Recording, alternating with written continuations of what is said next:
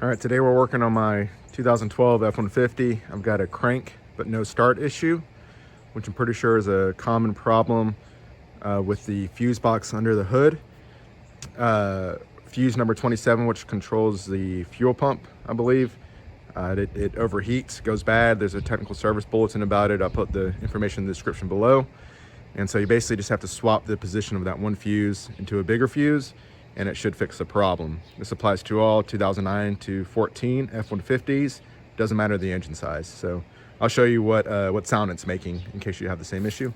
All right, so here's the issue that happens when you go to turn your truck on. See, it just kind of keeps turning over and it doesn't start. So that's how you know, or that might be the reason that you know that yours is going bad. It's trying to start, but it won't.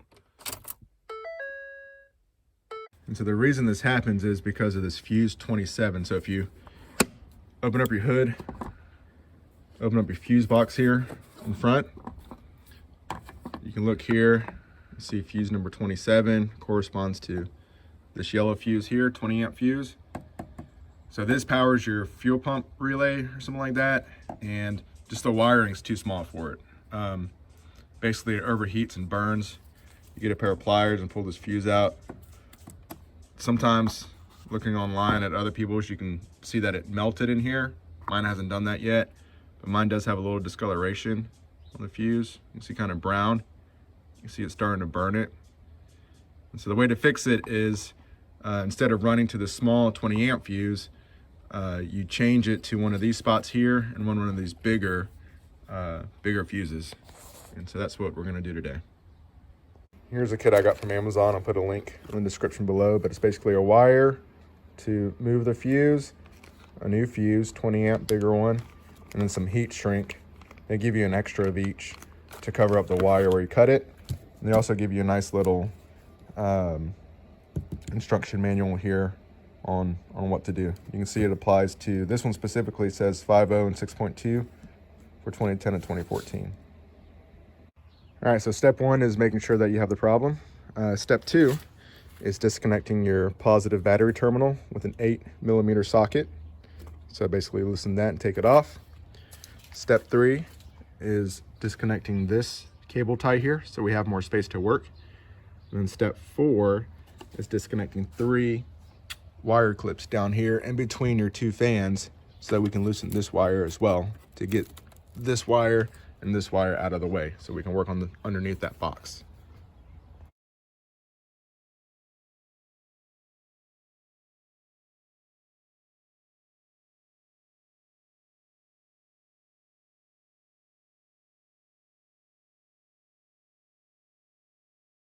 Step 5, 6, and 7 are to remove the fuse box from the holder.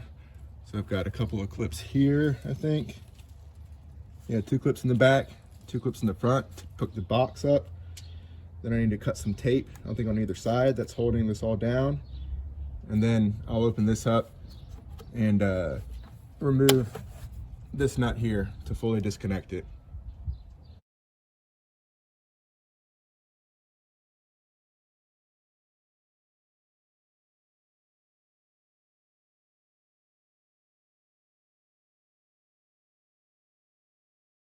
Okay, so step 8 is removing, I guess, the top half of the box. I'm not sure why we had to do these clips to loosen the box, but anyways. Now it says to remove these clips in a specific order. So it's 1, 2, 3, then 4, 5, 6, 7, 8. So loosen all those clips probably with a screwdriver so we can split the box apart. So take your time with the clip so you don't break it.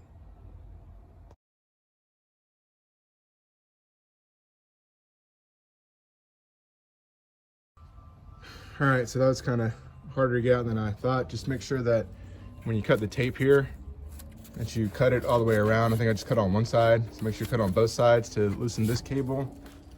And also this cable here, I had to come and cut on the other side, make sure that was loose. There's also a clip for this wire in front. You can see under there, it goes into here. So I unclip that, I push it off to the side, and that makes all this come out a lot easier, so I can get access to the wires underneath, which is really what I'm after. So yeah, make sure your tape's cut, and take off this clip too if you can. Okay, so now you got the box kind of fully detached and somewhat loose. Everything else out of the way. Now comes the fun part of cutting the wire. So again, you're looking for your fuse area 27, which is right next to this red one here, where the yellow fuse was. And if you look underneath, try to find that same area. Let's see if I can get a, well, no, you can see it here. It's this blue and red one right there. So this fat blue and red one, it's blue with a red stripe. This is the one that you want to cut. Let's say leave about 3/4 of an inch going up, because you're going to cover that with shrink wrap in a second, and cut the wire there, and then you're going to pull this out so you can solder the new wire on. So hopefully you can see that good. This blue one here, again, just make sure it's going into the correct terminal, and cut it. All right, so I got my wire snipped, so I'm going to pull it out of here so I can get it out of the way to solder my new wire on. There we go, fish it out there. And we also want to get the smaller of the two heat shrinks. So here's the two sides I have. This is a smaller one I'm going to use to put on the cut end here. You want to slide that over the cut end and heat that up. Maybe trim it a little bit, trim off the extra, and then heat that up with a heat gun to seal off that other wire.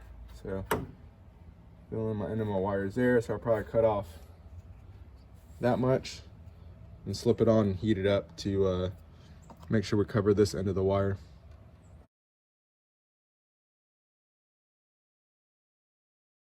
Okay, so you saw I use my heat gun. Just make sure you don't get these other wires too hot. And then once you get the heat shrink warm enough on the end that's still attached to the box, I got my pliers and just kind of started lightly squeezing up and down the wire just to get it to melt and close up.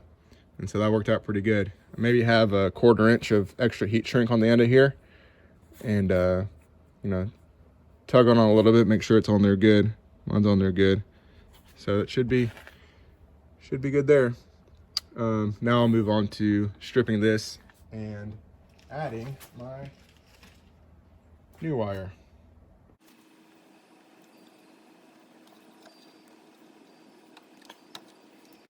All right, so I'm just going to take the new wire and I guess wrap it around the existing wire.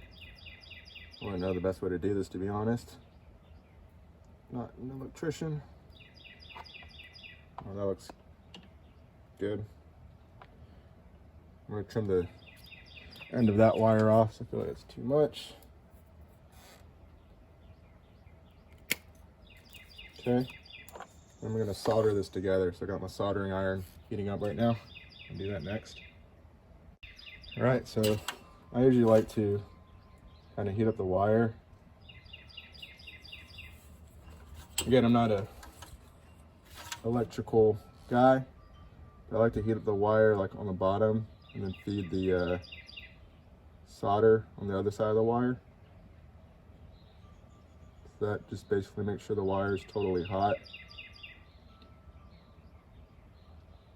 And let the solder kind of flow through the wire to make sure you got a really good connection. It takes a little bit longer than melting the solder directly and letting it kind of land on top, but something permanent like this, I think it's worth the time. And then once it gets hot, it goes quick. So I'm going to switch to time lapse for the rest of this.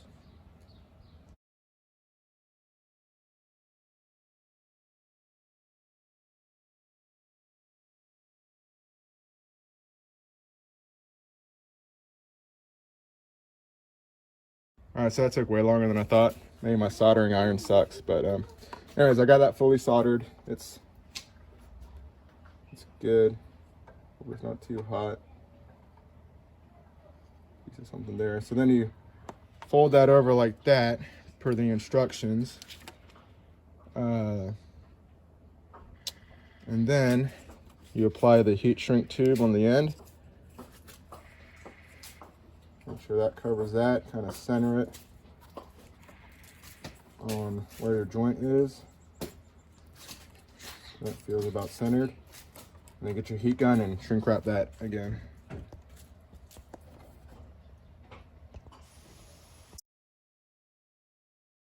All right, so now that that's on there, and make sure it's on there good. It's not going to slide around any. Make sure you don't overheat it and it melts through. Now we got to plug this into fuse box into spot number 70. So hopefully you can see that. Yeah, 70. So it's, you know, from the end here, 74, 73, 72, 71. So 1, 2, 3, 4, 5 from here. 1, 2, 3, 4, 5. So this is the spot we're moving it to. So somehow I need to plug this spade up underneath here into that spot.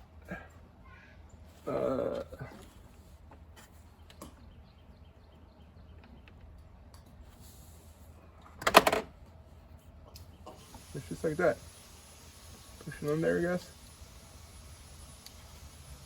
Oh, there it goes. Okay, cool. Yeah, so make sure, let me get a closer look at that.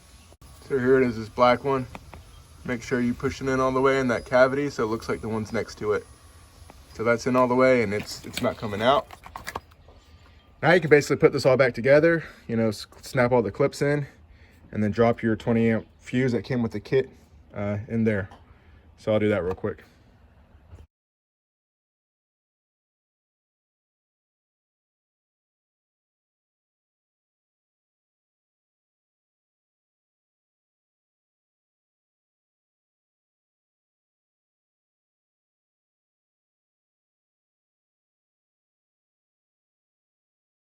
Okay, so putting this cardboard box here I think was extremely important. That was one of the tips I had in the instructions to cover the battery positive terminal. Because yeah, there's not a lot of room here to move this around and I was fighting this a lot. So definitely make sure, I just use a cardboard box, but definitely make sure you cover the terminal while you're working, or maybe find a way to keep this pin back. But great tip there. So I'm gonna put this back on with the 8mm nut here. All right, the last thing to do is to put your new fuse in. So again, we ran our wire to spot number 70. This is 74, 73, 72, 71, 70. You can actually see where the pin is in there. And then just drop your new fuse block in there. And the last step it says is to add your sticker. So I think if you buy the actual Ford repair kit, it comes with a sticker that you put right here that says, you know, fuse relay moved to spot 70. This knockoff kit from Amazon did not come with a sticker. So I don't know, maybe I can make a sticker or something, but anyways, just remember, put in your notes that you did do the fuse relocation, and let's go see if it works.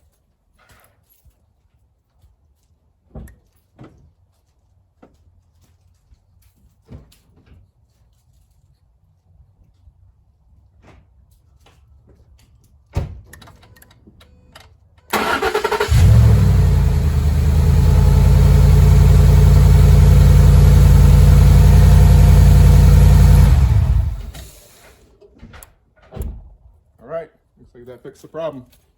So yeah, not too hard.